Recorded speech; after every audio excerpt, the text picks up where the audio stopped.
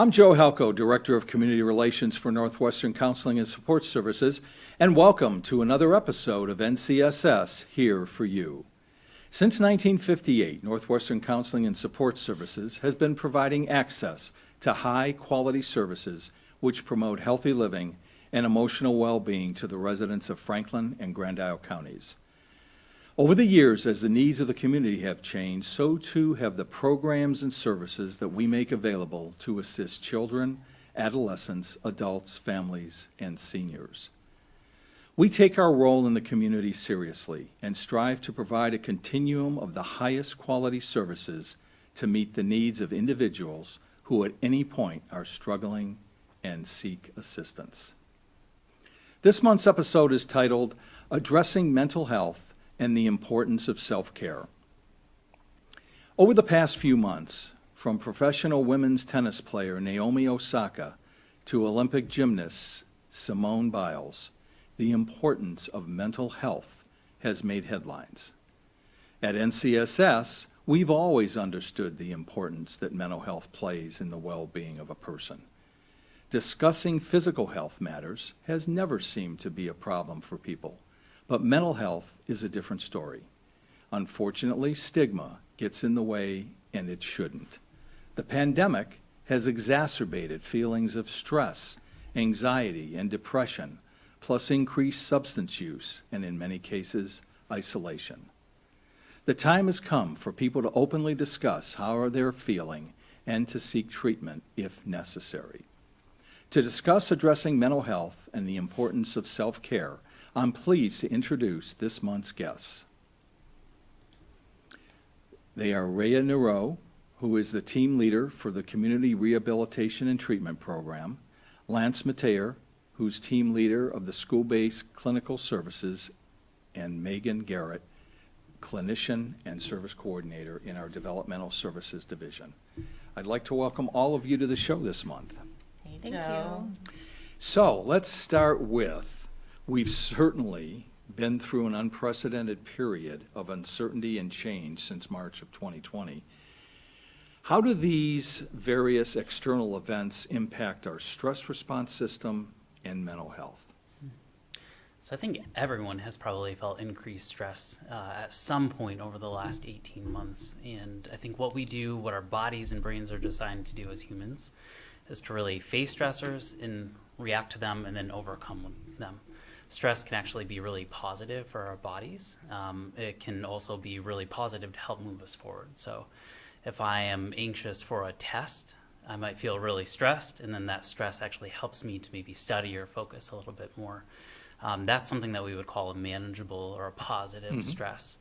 I think what's happened for a lot of us over the last 18 months is we have been stressed, and then that stress is kind of compounded, right? So it hasn't gone away, or we're living in it day and day and day, through the duration of the pandemic.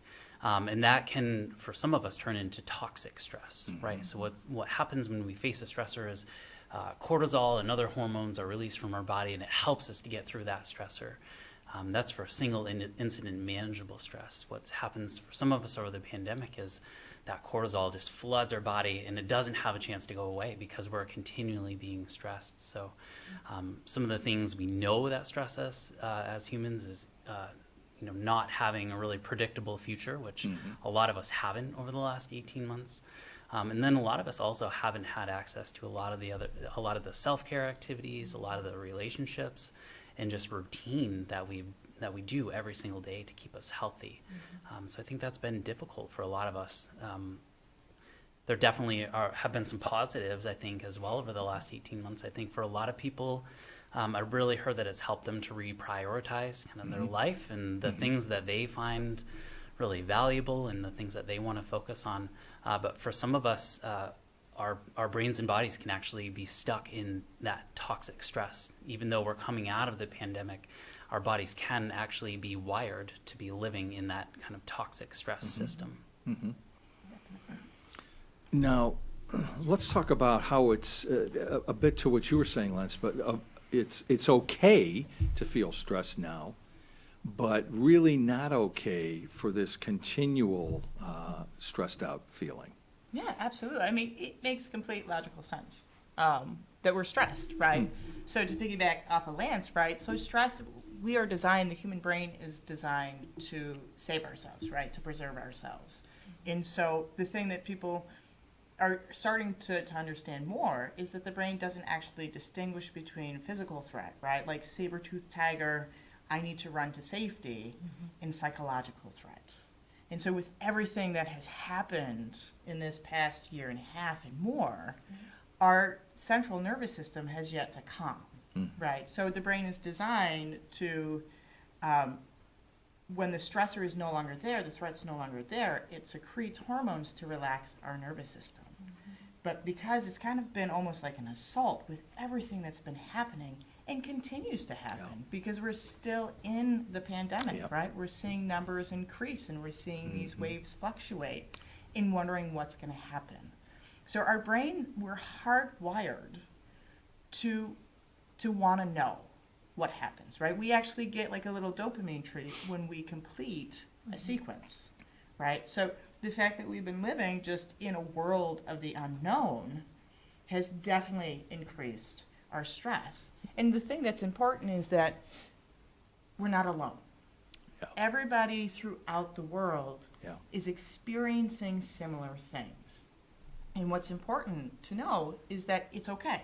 Like, it's okay that we might be struggling, right?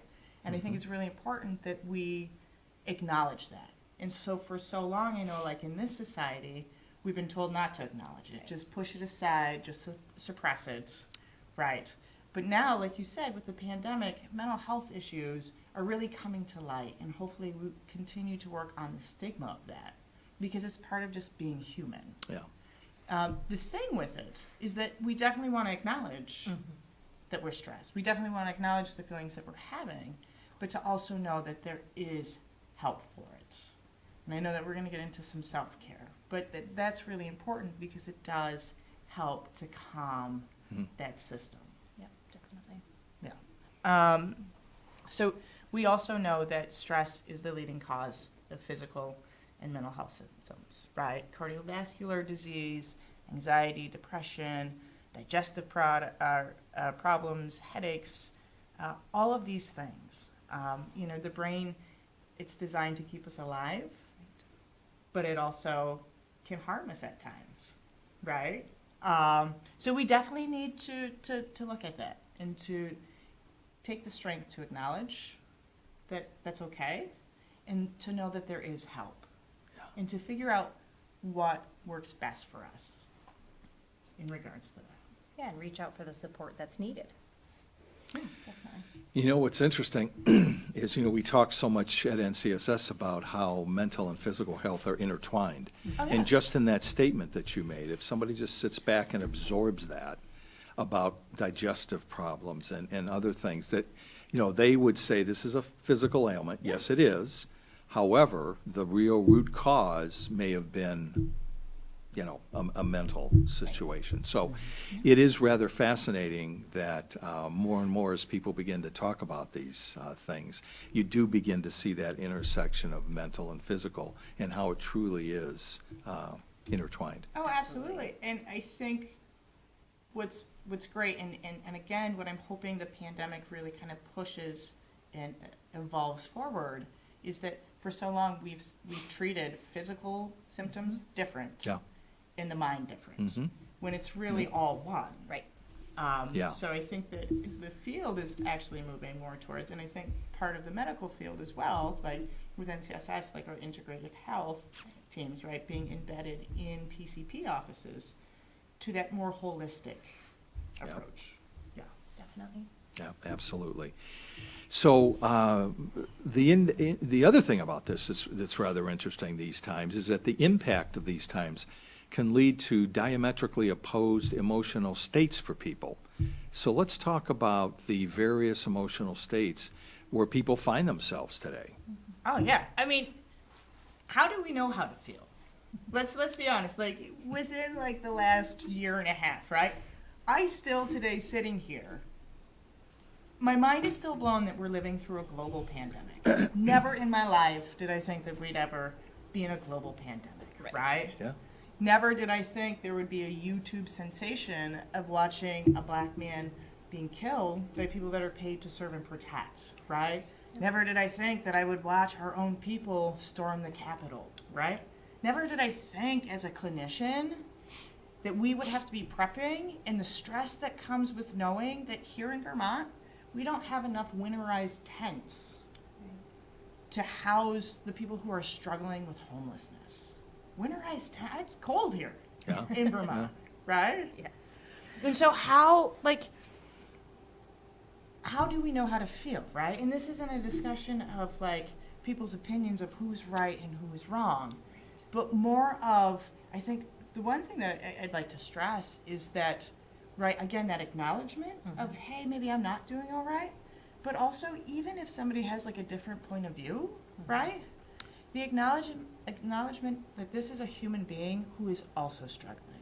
Yeah. I may not agree with some points of view, but they're also struggling, and how can we have compassion for all? So we've kind of tried to like simplify things in this presentation, right? So we look at people who are surviving, right? These are people that, you know, are trying to figure out where they're going to get their next meal, trying to figure out like where they're going to sleep tonight, which is horrible, right? They're just trying to figure out how to meet the basic human needs. Yeah, they're just getting by. Yeah. And I do have to say, like, the community resources here in Vermont have been outstanding. Like, our community partners have been absolutely amazing. Yeah. And Yeah. another, I think, beautiful thing with this pandemic is just to see how this community has really tried to come together Absolutely. to figure out, like, how to navigate all of this, right? We also have people that are living and getting by, right?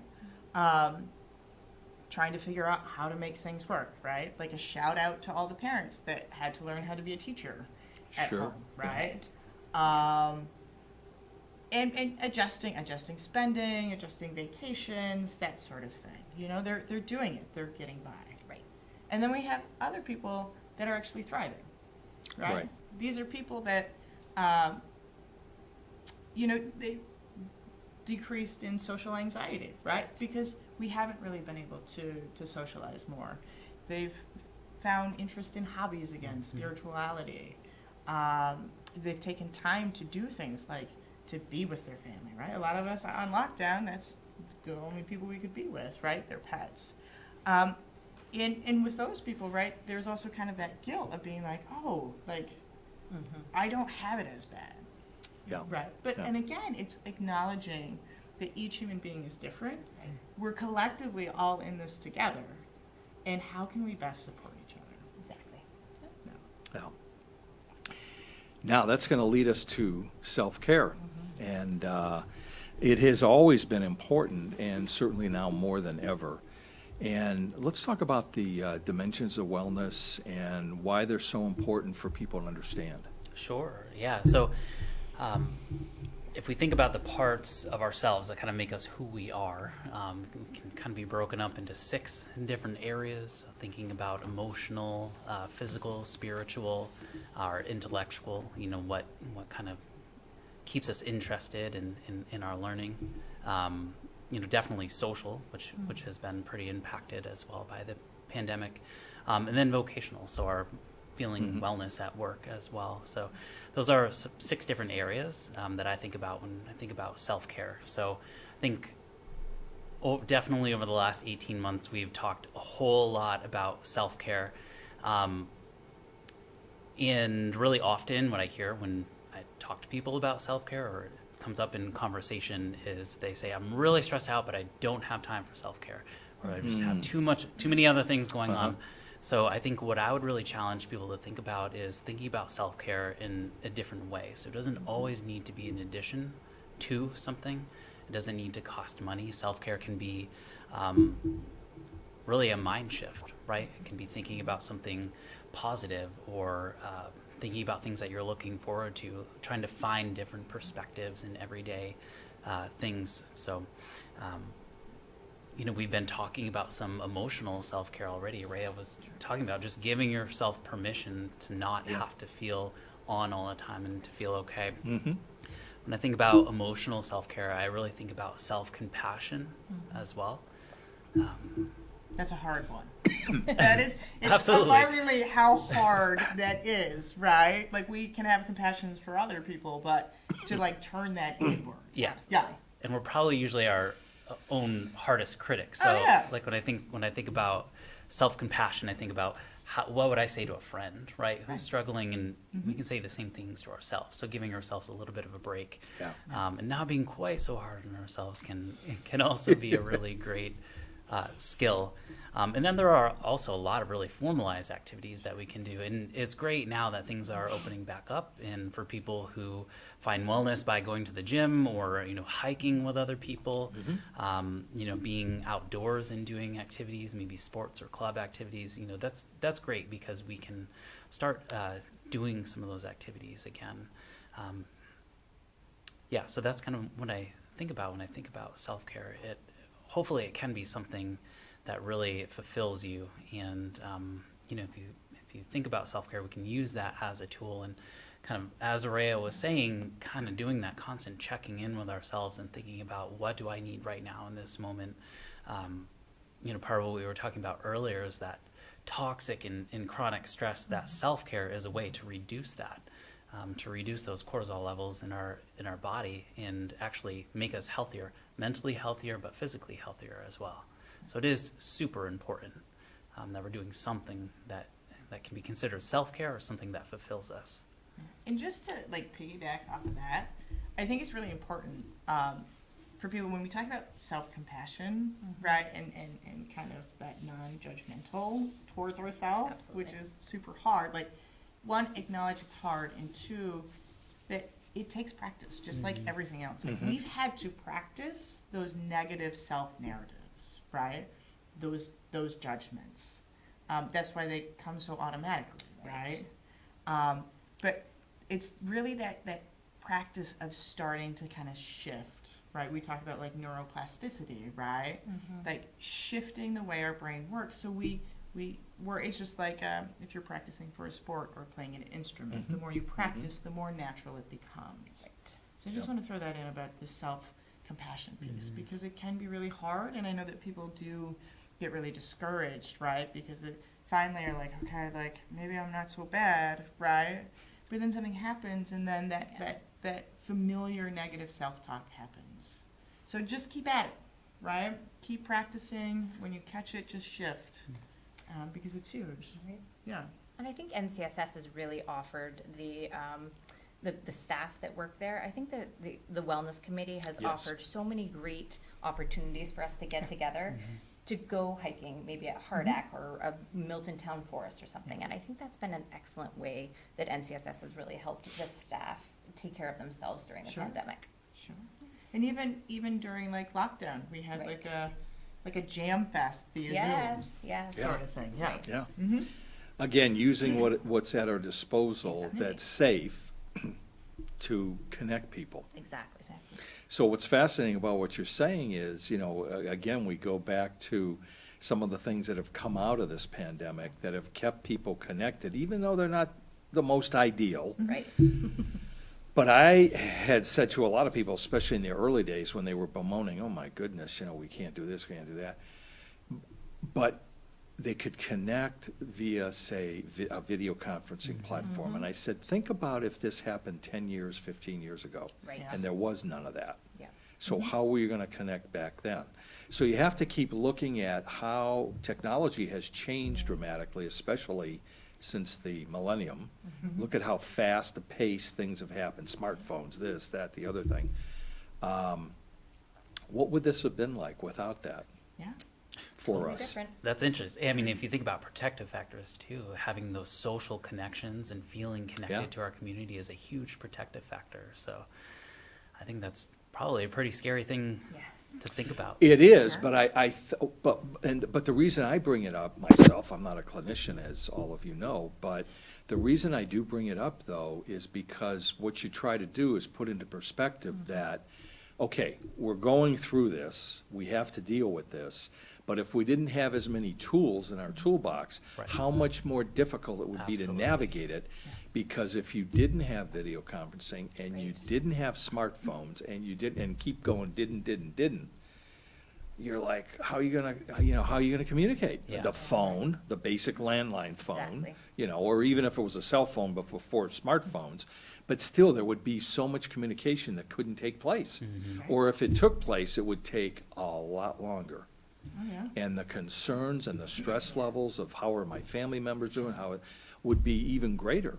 Right. So I guess all I'm saying is, as bad as things can be, Absolutely. is we still do have some devices at our disposal to Yeah. try to stay connected Well, as best as we can. That's true, and there's a lot of positive with that as well, because we can still use that going forward. Yes, My Right. parents got iPhones for the Hey! first time. Yay! Oh, Yeah. I don't know when.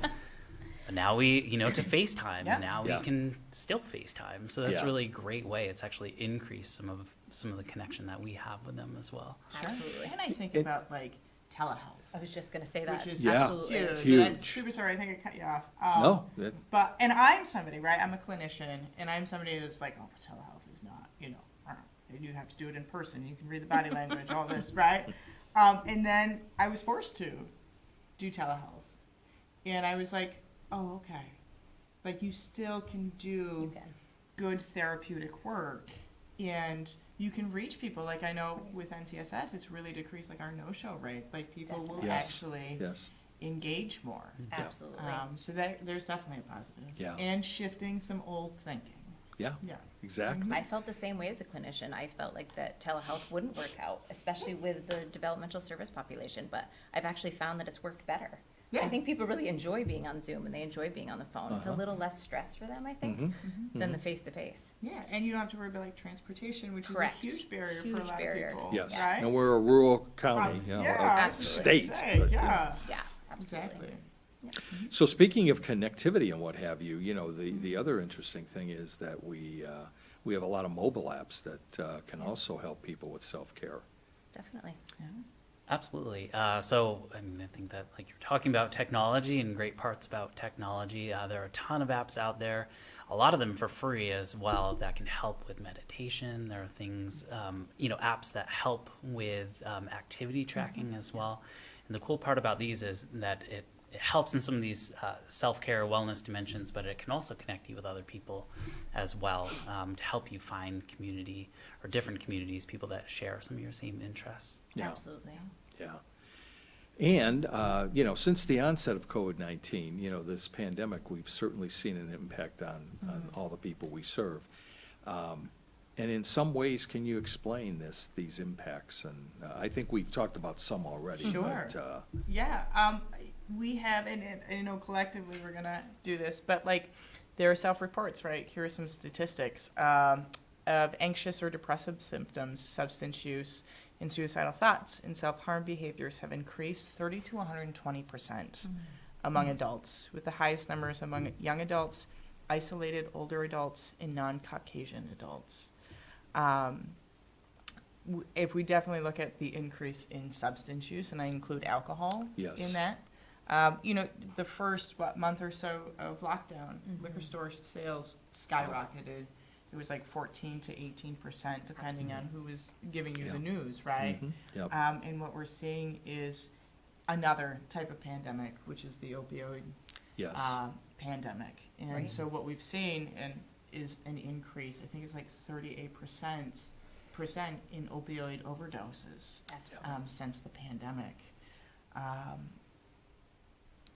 just reports of increase in symptoms, right? Reports in an increase in PTSD symptoms Yeah, among absolutely. medical and mental health providers, right? What else? What are you guys saying? There's been an increase, like, in exploitation by other people, especially from my population, definitely. And with the developmental service population, they often live with a home provider, and there has been, a kind of an increase in, like, possibly losing their homes because of this, because they're home all the time. And the home providers are used to getting a little bit more support from the direct staff, and that's been few and far between during the pandemic.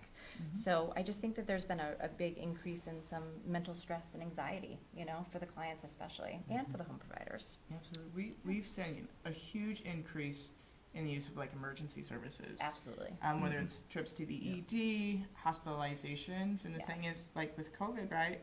So a lot of beds had to be shut down in these Right. hospitals. So people are waiting in the ED weeks, not hours, Yeah. right? Yeah. I remember like being a kid and having to go to the ED. Yeah. I'm like, this could be like 3 hours of my life, right? People are spending weeks that are severely struggling, waiting in an ED for a bed to open up, right? Yeah. We've seen an increase in Bayview in our crisis bed Definitely. of taking much more people with a much higher acuity because there's no place for that, Right. right? And we're Yeah. seeing longer stays, where on average it's usually like 2 or 3 days. We're seeing people staying for a week or more to help just kind of stabilize. Absolutely. Yeah. Yeah, absolutely. Yeah, so very difficult for many. So NCSS, we've adopted how we provide services to meet the needs of the community through this time. And, what are some of the changes that have taken place? Yeah, I mean, I think we already talked about the telehealth. Yes. A lot of times we've been meeting over Zoom or we've been talking on the phone, which has worked. So we've always been providing the essential services to everybody that needs them, especially psychiatric services, or any kind of clinical services. And then in DS, we did a lot of Zoom meetings where we would have classes where they could do stuff together, but just be on Zoom, which has been really nice. And also we had an iPad kind of program where you can borrow an iPad because a lot of our consumers didn't have the necessary technology that they needed. So they could loan out kind of an iPad to use, and that's been a really good resource for people. We ensured that clients had plenty of food during the pandemic, because I think that a lot of our clientele that's something that I think a lot of people were really missing and needing. Yes. So, I think that we've tried to provide everything that was essential for a person to continue living through the pandemic. And it was one of those things, like as an agency, we really, safety is one of our main priorities. So Absolutely. we really had to weigh like the safety of not only the clientele that we serve, Right. but the safety of the staff that Yes. provide those services. And so throughout the entire pandemic, throughout lockdown and moving onward, we never stopped providing services. Correct. With CRT, we work with adults with severe mental health diagnoses. We kind of did the same. We had iPads that Right. we could help. We did like a holiday meal just to make sure that people had contact, right? Absolutely. We tried to figure out how to, we've had staff that hospitals weren't letting anyone in, Right. only the patient, right? Yeah. But being able to really talk with the hospitals and having a support person go in with that individual. Mhm. Right. Yeah. Exactly. Absolutely. And you made one statement that is great for us to wrap up with. And, when you think of all of what has transpired over the last 17, 18 months, is that NCSS was never closed. And I think, again, to a lot of the community, it was like, oh my gosh, you probably can't do this, can't do that. But again, the organization pivoted, went to different models, and tried to ensure that everybody who needed services got services. So, Absolutely. to all of your credit, your teams and all of the people throughout NCSS are to be commended for that, because NCSS never did close and kept, as Raya said, safety as our number one Absolutely. priority. And we really tried, NCSS really worked, I think, well with collaborating with other community partners. Again, Absolutely. Shout out to them. Absolutely. And all of us Absolutely. trying to figure out how can we deliver these services. Exactly. Yeah. Yeah. Absolutely, yeah, we couldn't do it without our community partners. Great. Well, I want to thank my guests, Raya Noreault, Lance Metayer, and Maegan Garrett, for being on the show today and sharing their insights on ways of addressing mental health and the importance of self-care, especially since the inception of COVID-19. I also want to thank you, the viewer, for spending time with us again this month. You can learn more about all of our NCSS programs and services by visiting ncssinc.org. I'm Joe Halco, and I'll be back next month with another episode of NCSS Here for You.